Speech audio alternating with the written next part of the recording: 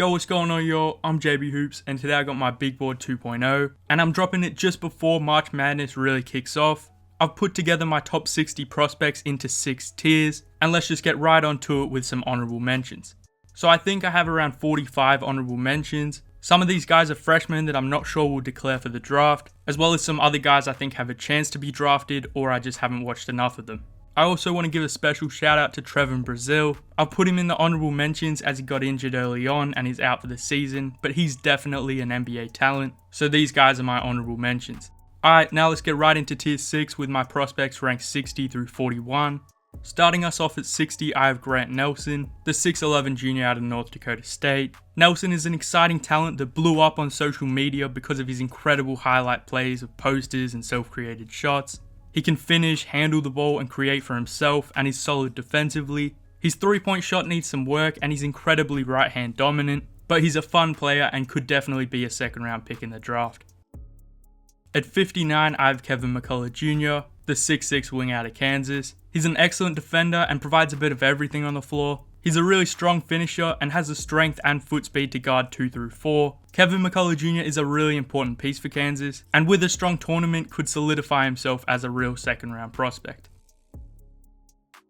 At 58, I have another elite defensive prospect, that being the 6'5 junior out of UCLA, Jalen Clark. Clark is one of the best point of attack defenders in the nation. His hands are incredible, he moves extremely well, and has the ability to defend 1 through 3. And as his offense continues to develop, he could become a key contributor for an NBA team. So I have Jalen Clark at 58. Next up at 57, I have Mike Miles Jr., the 6'2 junior out of TCU. Miles is an excellent creator in the pick and roll. He can score on all 3 levels and is a tremendous playmaker and super quick processor. He's been a bit inconsistent, but could definitely rise back up into early second round discussions with a good March Madness. Coming in at 56, I have James Nagy, the 6'10 big man out of Barcelona. Nagy has a very raw game, but is an incredible athlete with a huge frame at just 18 years old. He can finish plays, has great mobility, and is an imposing shot blocker with a 7'7" wingspan. I really like his upside as an energy big man, and I think someone will draft and stash him this year, but he could also go with an extra year and more opportunity before entering the draft. But for now, I have James Nagy at 56. At 55, I have Trayce Jackson Davis, the 6'9 senior out of Indiana. He is one of the best players in college basketball, full stop. TJD makes an impact on both ends of the floor. He can post up, is great in the pick and roll, and can set up his teammates. He moves pretty well defensively, can protect the rim, and has a 7'3" wingspan. He is already 23, a little undersized, and hasn't yet added a 3. But regardless, I think there's a spot for Trayce Jackson Davis in the NBA, and that's why I have him at 55. At 54, I have Reese Beekman, the 6'3 junior out of Virginia. Beekman's an incredible point of attack defender with excellent hands and defensive instincts. He's a great passer and the shot has looked good this year, albeit on low volume. He still has issues finishing through traffic and creating in the half court, but in a weaker lead guard class, I wouldn't be surprised if Reese Beekman is drafted in the early second round. At 53, I have Naquan Tomlin, the 6'10 junior out of Kansas State. Tomlin is a raw prospect despite being 22, but that's because he only picked up basketball after high school, so he's only been playing for about 4 years. His mobility and fluidity is special, he's switchable, a great athlete and capable of stretching the floor, and he's also had some really impressive passing and creating flashes, so I think he'd be worth taking a swing on in the second round. Just ahead of him at 52, I have Coleman Hawkins, the 6'10 junior out of Illinois. Hawkins is an excellent passing big man, he can run DHOs and operate out of the high post, and he's shown off his defensive versatility as well as his jumper. He can be a little quiet in some games, but he consistently makes winning plays and could definitely carve out a role as a backup big in the NBA. So I have Coleman Hawkins at 52. At 51, I have Jalen Slauson, the 6'7 senior out of Furman. Slauson is a strong and super versatile forward. He's a monster defender with the size, strength, and foot speed to defend multiple positions. He's got great hands and timing and has averaged over 3 stocks a game for the past 2 seasons. He can pass, finish inside, and has improved as a shooter. He's an older prospect at 23, but his two-way skill set is perfect for the modern NBA, so I have Jalen Slauson at 51. Coming in at 50, I have Eric Gaines, the 6'2 sophomore out of UAB. Gaines is an incredibly explosive athlete with world-class burst and vertical pop. He's a scrappy defender, a great passer, and has improved a lot as a shooter. He'll have to get stronger and work on his efficiency, but he's a really exciting player and an NBA talent, so I have Eric Gaines at 50. At 49, I have Oso Ighodaro, the 6'9 junior out of Marquette. He's a versatile big with excellent passing vision and touch. He has great mobility on the defensive end, can protect the rim and play as a small ball 5. He can play in multiple spots offensively, he's great in the short roll and he can hit the midi. And Ighodaro is just a really skilled big man that belongs in the NBA, so I have him at 49. At 48, I have Adem Bona, the 6'10 freshman out of UCLA. Bona is a phenomenal athlete, he's been great defensively and has finished well inside, but at the moment he's strictly a play finisher and has been very foul prone. I think he has more to his game than he's shown offensively, so I could see him returning to attempt to become a lottery pick next year, but for now I have Adem Bona at 48. At 47, I have Tucker DeVries, the 6'7 sophomore out of Drake. DeVries is a sniper with a quick release, soft touch, and great shooting versatility, and his mid-range pull-up is a great counter for when he's run off the line, but the concerns will be with how he fares defending NBA level athletes. But with his offensive game and shooting ability, he's an NBA talent for sure, so I have Tucker DeVries at 47. At 46, I have Trey Alexander, the 6'4 sophomore out of Creighton. He's a crafty scorer and a great shot creator. He's had some incredible shooting nights where he's been lights out and shown off a ton of versatility. He can play both guard spots, attack a closeout and play solid defense, so should be a great bet in the second round. Next up at 45, I have Nikola Jurisic, the 6'8 Serbian wing out of Mega. He's struggled with injury and the shot has been off for a lot of the season, but he's a high field big wing with a ton of shot creation potential. I wouldn't be surprised at all if he's picked in the mid to late first round, but a team would have to be sold on him as a good shooter, and I just don't think he's ever been consistent enough for me to have him much higher than this, so I have Nikola Jurisic at 45. At 44, I have Tristan Vukcevic, the 7' Serbian big man out of Partizan. He's a skilled big who can do a bit of everything. He can knock down the 3, play in the pick and roll, he's relatively mobile and can put the ball on the floor as well. He has some work to do on the defensive end and will probably be stashed if drafted, but I really like his long-term NBA upside. Coming in at 43, I have Ricky Council IV, the 6'6 junior out of Arkansas. Council's another incredible athlete in this class. He finishes everything inside and has been great at attacking gaps in the defense and getting to the rim or taking the pull-up when it's there. He has a great motor and plays with high intensity on both ends. The lack of shooting definitely hurts him, but if he ever becomes a respectable shooter, he'll return value much higher than where I currently have him, but for now I have Ricky Council IV at 43. At 42, I have Bilal Coulibaly, the 6'7 wing out of Metropolitans 92. Coulibaly's quite a raw prospect, but there's been some incredible flashes on both ends of the floor. He's a great athlete and has a ridiculous 7'3" wingspan. He hasn't played much with Wemby against top competition, but he's been dominating in under 21s, getting to the rim at ease, draining threes, and being a disruptive defender. And he could definitely be a huge riser throughout the rest of the cycle and potentially a first round pick, but for now I have Coulibaly at 42. At the top of tier 6 at 41, I have the 6'7 junior out of Gonzaga, Julian Strawther. Julian Strawther is just simply a really good basketball player. He's had some huge performances including a 40-piece. He's a great shooter, solid defensively, and can also score off the dribble. And with a good tournament, he could definitely push into first round discussions.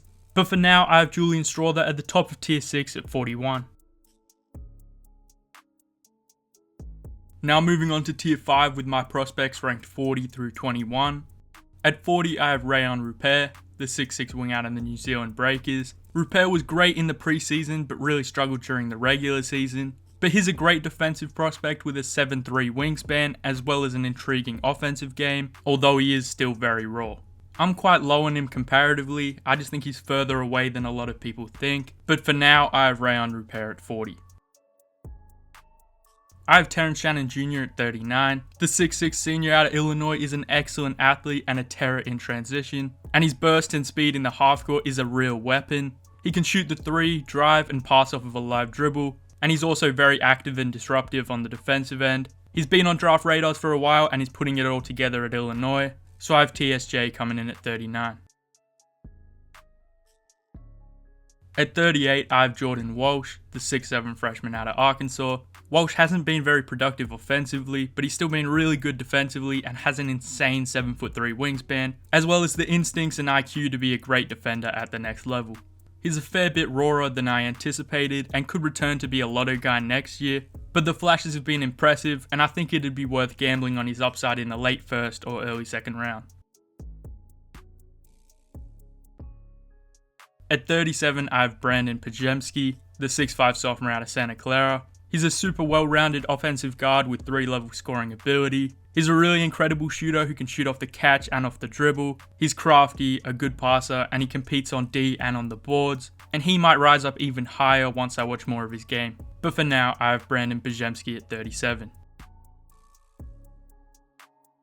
At 36, I have Tyrese Proctor, the 6'5 freshman out of Duke. He could definitely return depending on the feedback he gets, as he really struggled to start the season transitioning to the college game. But Proctor was really solid all throughout conference play and flashed his shot making ability, improved handle and touch around the basket. He's been a consistently amazing playmaker and he's becoming a lockdown defender, which I definitely didn't expect. And with a few big performances down the stretch, he could definitely put himself in first round contention. At 35, I have Deron Holmes II, the 6'10 sophomore out of Dayton. Holmes is an excellent athlete and has taken a nice jump this season. He's super quick and mobile, an elite lob threat and roll man. He has soft touch and a nice looking jumper, and he can also protect the rim. He's also improved a lot as a passer, and overall he's just a super skilled athletic big man whose game should translate seamlessly to the NBA. Coming in at 34, I have Marcus Sasser, the 6'2 senior out of Houston. I'm not usually a fan of undersized older guards, but Marcus Sasser is just elite. He's an excellent shooter and shot creator, a really good point of attack defender, and he's improved a fair amount as a passer and decision maker. He's the leader of the best team in college hoops, and I'm expecting Houston to make a big run in the tournament, so Marcus Sasser could definitely see his stock rise during March Madness. But for now, I have him at 34. At 33, I have Khalil Ware, the 7' freshman out of Oregon. I don't know what's going on, but he's barely playing for Oregon right now. He's only played over 15 minutes in a game once this year, but he's a mobile big with a perfect modern skill set and some amazing tools. He could return and transfer and attempt to regain his draft stock, but I still think a team would consider banking on his upside in the late first round. But for now, I have Khalil Ware at 33. At 32, I have Riley Kugel, the 6'5 freshman out of Florida. He has been incredible over the last part of the season. He was looking like a multi-year guy, and now it looks like he'll definitely be drafted this year. He's a shifty and athletic guard who competes on both ends. He has a tough handle, can create his own shot, and has improved as a passer and as a shooter, and I think Riley Kugel should pop in the pre-draft process. At 31, I have Kyle Filipowski, the 6'11 freshman out of Duke. I like Flip's overall game. He's got great size and mobility, his defense both inside and in space has been solid, and he's got a super versatile skill set. He's struggled with efficiency and against high level teams, but he'll be very important in the tournament, and with good workouts could still rise a lot. But for now, I have Flip at 31. Coming in at 30, I have Kobe Bufkin, the 6'4 sophomore out of Michigan. Bufkin's a high field guard, comfortable playing on or off the ball. He's a shifty handler and an excellent finisher at the rim. He's improving as a shooter and has a very smooth pull-up jumper. He plays hard on both ends of the floor, and he has an adaptable game to fit in with NBA level talent, so I have Kobe Bufkin at 30. At 29, I have Leonard Miller, the 6'10 forward out of the G League Ignite. Miller's probably been the most consistent prospect for the Ignite. He's been really solid as a big play finishing wing and tertiary scorer. His jump shot looks a little better, still needs a lot of work, but he can hit the occasional three. He's huge, super mobile, and has made an impact on both ends of the floor, so I have Leonard Miller coming in at 29. Just ahead of him at 28, I have his Ignite teammate, Sidy Cissoko. Sidy has been solid all season, but he's really stepped up his performances of late. He's a legit 6'8", can defend, facilitate, and his shot is clearly improved. He is still very foul prone and the touch around the basket has to improve, but if he keeps performing at this level against pros, he'll definitely be closer to the mid first round. But for now, I have Sidy Cissoko at 28. At 27, I have Emoni Bates, the 6'10 sophomore out of Eastern Michigan. Bates is one of the most polarizing prospects in years. He's a super talented shooter and shot maker, and for the season put up 19 points per game on solid shooting splits. He's had some monster performances where he's completely took over games, including one where he scored 29 straight points. He's been much better at getting to the rim, finishing and drawing fouls, but still has issues creating separation and staying locked in defensively. I still think there's a chance where Emoni Bates develops into a star, but his shooting and shot making will be beneficial off the bench even if he doesn't reach that outcome. So for now, I have Emoni Bates at 27. At 26, I have Jordan Hawkins, the 6'5" sophomore out of UConn. Hawkins is an excellent shooter in every way imaginable. He's a lead-off movement and that's what he'll hang his hat on. He's had some impressive moments defensively and made a few nice passing reads. And I also think he's got a little more in him as a scorer. So I think he could be a really solid 4th or 5th starter in the league. At 25, I have the 6'3" freshman out of Syracuse, Judah Mintz. Mintz has had an impressive freshman season. He's got great burst, gets to the rim at ease and has soft touch inside. He's improved a ton as a playmaker and been a pest on the defensive end. His 3-point shot has looked good recently and that's definitely the swing skill, but he's got smooth mechanics and is a bucket in the mid-range, so I'm relatively confident his shot will develop. So I'm a huge fan of Judah Mintz's upside and I think he should definitely be a first round pick if he declares this year. At 24, I have Terquavion Smith, the 6'4" combo guard out of NC State. He's been very inconsistent this year, but Turk has had some really amazing stretches as well. He's an NBA caliber shot creator with incredibly deep range. He's quick and bursty with a tough handle and looks better as a playmaker and defender. He still has to get a lot stronger and finish better inside, but he has the talent to be a really good scoring guard in the league, so that's why I have Terquavion Smith at 24. At 23, I have Colby Jones, the 6'6" junior out of Xavier. Jones is a skilled wing that can score on all 3 levels and more than holds his own on the defensive end. He has good size at 6'6", has been efficient from all over the floor. He has great passing feel and is shooting 40% from 3. And overall, I'm just extremely confident he'll be a very solid NBA player. So I have Colby Jones at 23. At 22, I have Chris Murray, the 6'8" junior out of Iowa. Obviously, he's got some similarities to his twin brother Keegan, and he's currently top 20 in the nation in points per game. He can shoot it from deep, finish inside, and play solid defense. He will be almost 23 on draft night, and I don't think he has quite the upside Keegan does. But regardless, Chris Murray is still a great prospect in his own right, and that's why I have him near the top of tier 5 at 22. At the top of tier 5 at 21, I have Noah Clowney. The 6'10" freshman out of Alabama has awesome tools and has been excellent defensively. He moves well in space, is good with angles, and has great hands and defensive instincts. And as the season's progressed, he's just gotten better and better offensively, showing his abilities as a driver, play finisher, and shooter. And he'll be a key part of what Alabama do in the tournament, and that's why I have Noah Clowney at 21. Now moving on to tier 4 with my prospects ranked 20 through 9. Coming in at 20, I have Derek Lively II, the 7'1" freshman out of Duke. Lively hasn't really done much from a scoring point of view outside of play finishing, but his passing has been great, and defensively he's been super impactful, showcasing his mobility and incredible shot blocking timing and instincts. He's shown he can shoot the 3 in the past, and I think there's a lot more to his game yet to be unlocked, so I have Derek Lively II at 20. At 19, I have Maxwell Lewis, the 6'7" sophomore out of Pepperdine. Max Lewis was pretty underwhelming in conference play and that probably hurt his draft stock, but I still have him in this tier as I think his athleticism, shooting versatility and the self-creation upside is just too great to drop much further. He's also progressed as a passer, defensively is where he'll have to improve to earn minutes in the league, but I'm still a big fan of Max Lewis's upside, but for now I have him at 19. Coming in at 18, I have Jalen Hood-Schifino. The 6'6" Indiana freshman has intriguing upside as a big guard with great feel. He has been quite inconsistent this season, but when he's on, he looks like a star. He's a pick and roll maestro, a mid-range demon, and he can shoot it from 3. So I can see a team taking him as high as the late lotto, but for now, I have Jalen Hood-Schifino at 18. At 17, I have Grady Dick, the 6'8" freshman out of Kansas. Grady Dick is a phenomenal shooter, one of the best in a few years. He's an underrated athlete, has good feel, and is a good connective passer. And overall, he just makes winning plays. He definitely has some work to do defensively, and he's limited as a self-creator. But Grady's skill set as a shooter and off-ball connector is very rare and valuable, and that's why I have him at 17.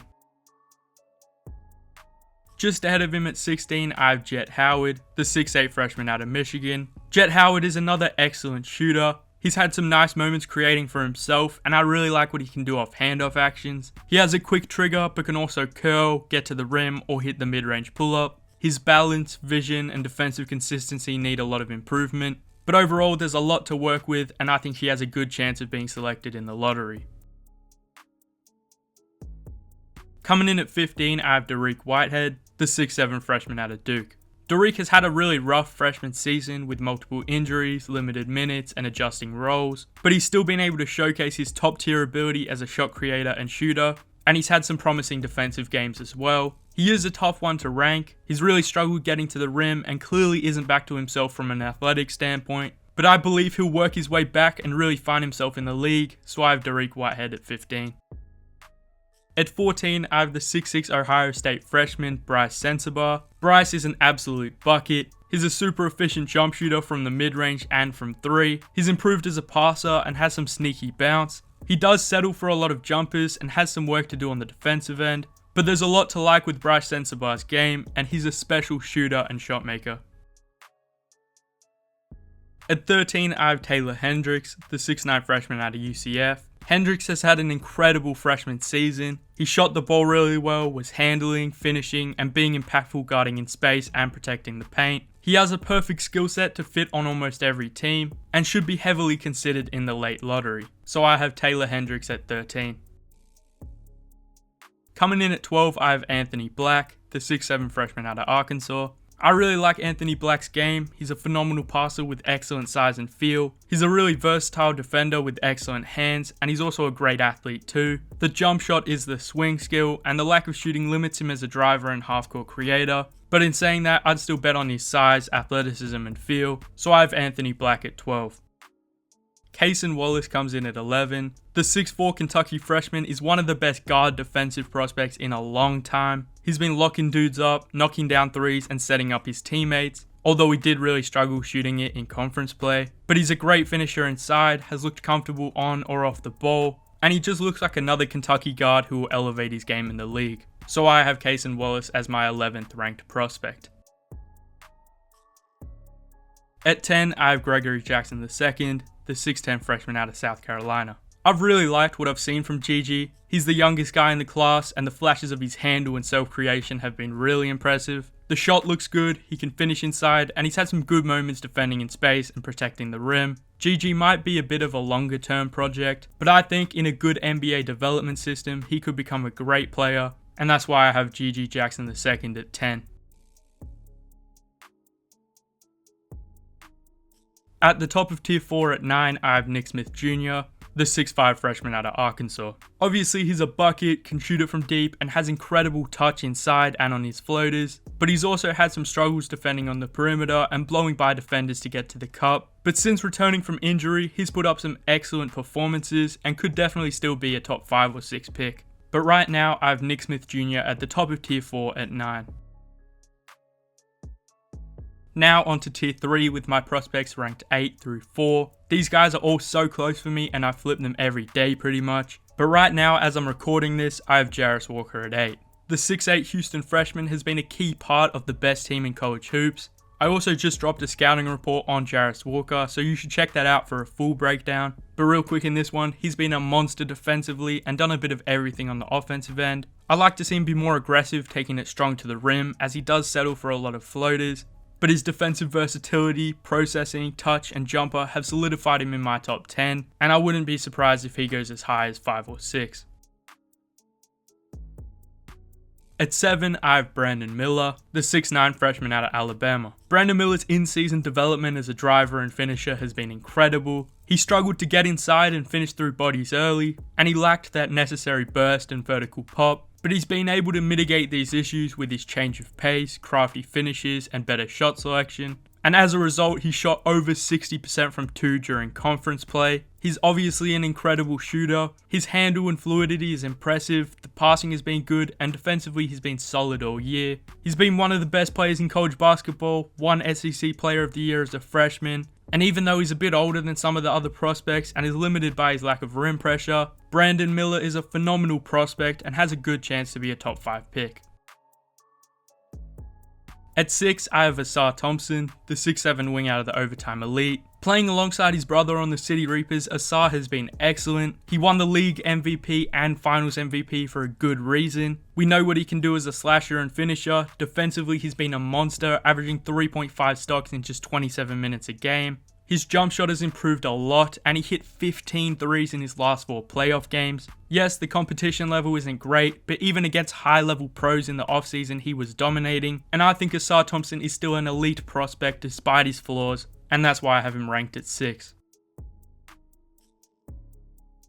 Coming in at 5, I have Keyonte George, the 6'4" freshman out of Baylor. Keyonte George is just a bucket. He's probably the most versatile shooter in the draft, and he's an incredible shot creator. I've also been very impressed with his passing. He's super creative and makes advanced reads, even if some of them result in turnovers. He's been solid defensively at the point of attack, moving his feet well and using his strong frame to defend both guard spots and even some wings. Keyonte George has been very inconsistent, but I really buy his long-term NBA upside, and I think he could be a star in the league. So I have Keyonte George at 5. At the top of tier 3 at 4, I have Cam Whitmore, the 6'7" freshman out of Villanova. In my opinion, Cam Whitmore is the best college prospect in the draft. He's a ridiculous athlete with incredible burst and explosion. He's a dominant driver with great strength and good touch. He's also drastically improved as a shooter and self-creator, to the point where teams are forced to close out and contest him or he'll make them pay. And I also really like his defensive upside. He's quick, strong, and has excellent hands. So I think Cam Whitmore could develop into a two-way star, and that's why I have him at the top of tier 3 as my 4th ranked prospect. Now onto tier 2 with my 2nd and 3rd ranked prospects.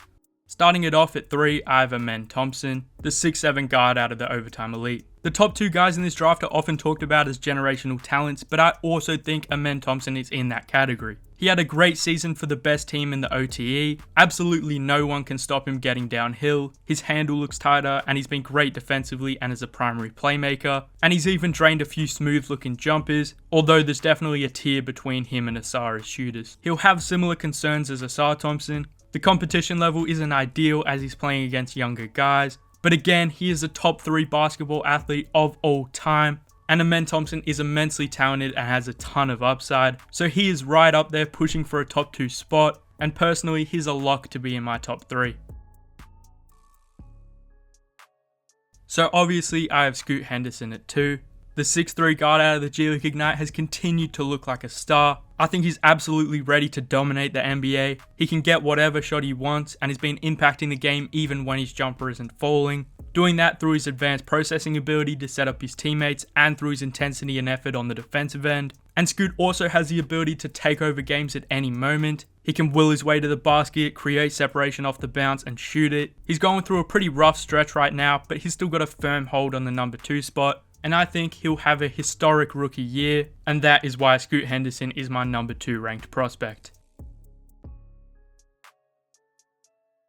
So now onto tier 1 with my top prospect. Surprising to absolutely nobody at all, I have Victor Wembanyama at 1. The 7'5" French big man has been everything that was anticipated and more this season. He's dominating against high-level competition on both ends of the floor. He's been creating off the bounce, passing, draining threes, and finishing everything, all whilst being an imposing shot blocker. He pretty much makes a never-before-seen highlight every game. And as he continues to get more comfortable with his body, he's going to get better and better. And Wemby is truly one of the greatest prospects of all time, and I can't wait to see what he does in the league. Alright, that was my Bigboard 2.0 before the madness, before the tournament starts. Comment your thoughts and opinions down below. I'm going to have content coming out consistently, so stay tuned. And make sure to leave a like and subscribe, I really appreciate it. Anyway, that's all I got for this one. JBHOOPS, out.